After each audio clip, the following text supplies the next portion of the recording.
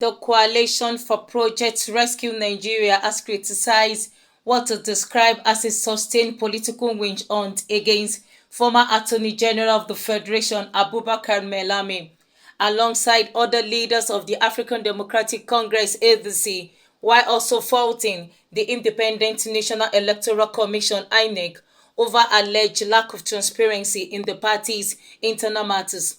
The coalition, during a press conference in Abuja, maintained that the development followed Melami's move to the opposition, alleging that the APC-led administration has begun using state institutions, particularly the Economic and Financial Crime Commission (EFCC), to target perceived political opponents. He argued that the resurfacing of allegations and heightened media attentions were deliberate efforts aimed at undermining opposition's figures and weakening their influence. On the political witch hunt of Abubakar Malami San and Malam Nasru El-Rufai.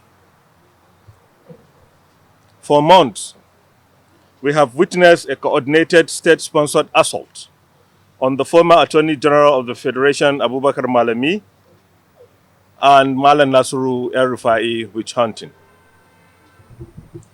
Distinguished ladies and gentlemen, members of the press, colleagues, and fellow Nigerians, thank you for joining us today. We are gathered here not merely to discuss politics, but to confront a pressing issue that threatens the very foundation of our democracy: the misuse of state institutions for political witch hunting. In recent years, we have witnessed a troubling pattern.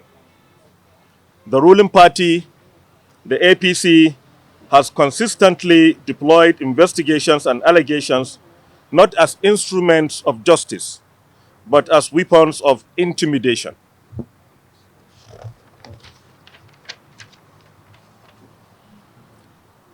This practice undermines the credibility of our institutions and erodes public trust in governance. Let me emphasize, witch hunting is not about accountability.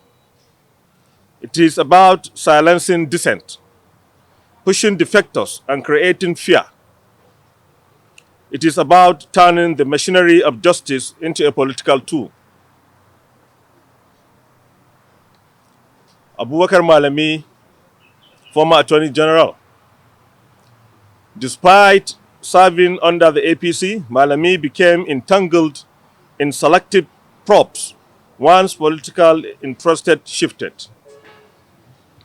His case illustrates that loyalty offers no protection when political expediency demands otherwise.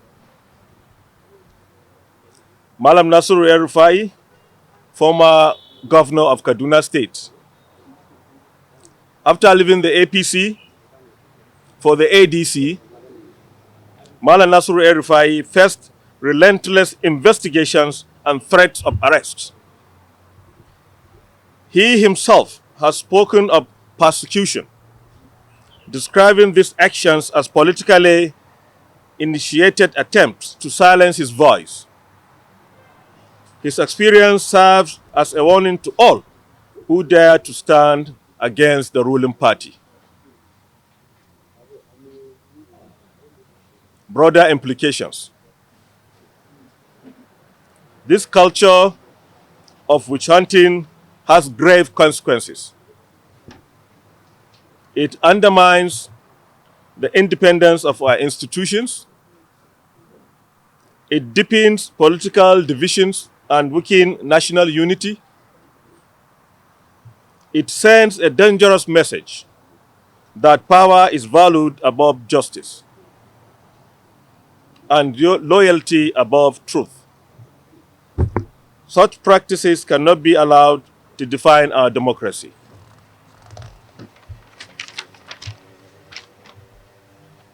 Call to action. As we approach the 2027 elections, we must demonstrate better. Nigerians deserve institutions that are impartial.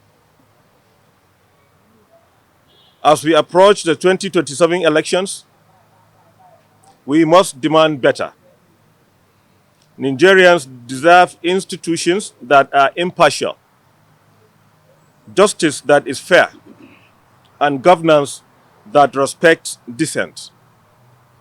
Civil society, the media, international observers, and most importantly, the voters must reject this culture of persecution.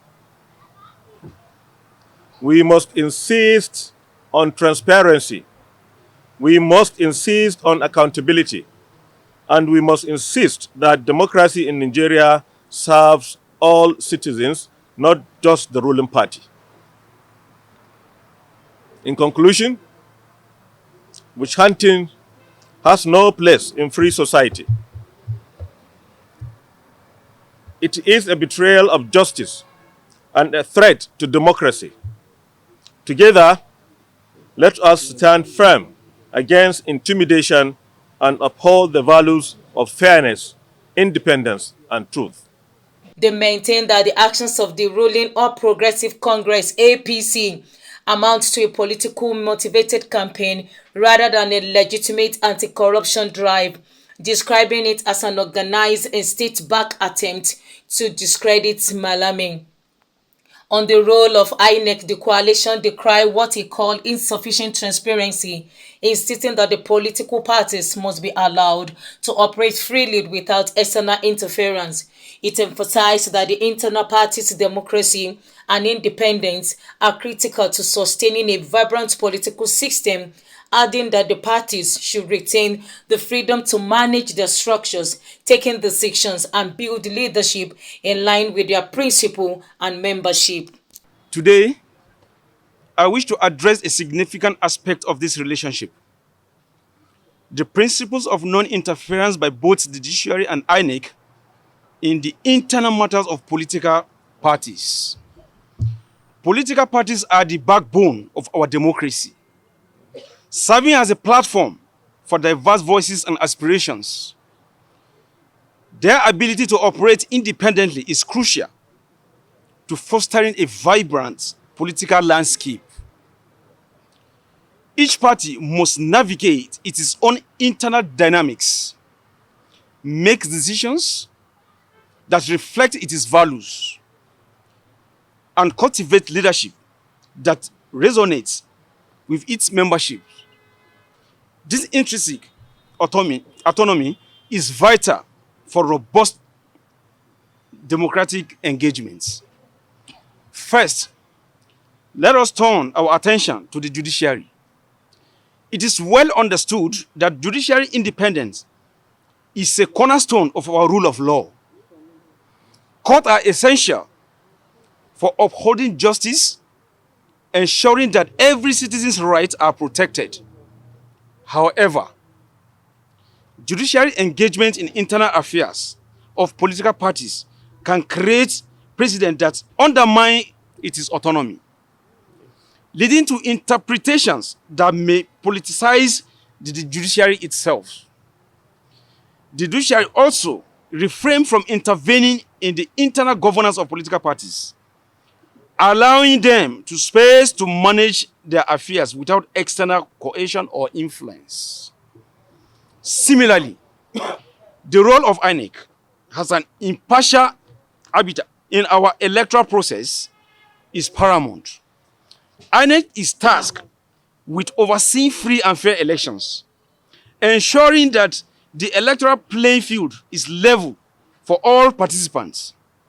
When INEC becomes entangled in the internal workings of political parties, intentionally or unintentionally, it is risks compromising, it is partiality. Therefore, INEC must strictly adhere to its mandates, focusing on monitoring elections and facilitating a fair process rather than intervening in party matters. We must remember that political parties, whether in power or oppositions, contribute to national discourse and policy directions. Their legitimacy system from how they manage their internal processes, engage their members, and represent the interests of the electorate. It is essential for the growth of democracy that these parties are allowed to evolve organically without undue influence from external forces. To achieve the flourishing democratic process, we must cultivate an environment where the judiciary and INEC respect the boundaries of their roles. Political parties should be empowered to resolve their internal disputes through the established mechanisms. The principles of democracy thrives when each institution recognizes its responsibilities and refrains from overstepping, which INEC is doing presently. I urge all stakeholders, political parties, INEC, and the judiciary to uphold the sanctity of our democratic structures. Let us foster a culture of respect for the autonomy of political parties, ensuring a vibrant and resilient democracy that thrives on diversity, fairness, and the rule of law. Thank you.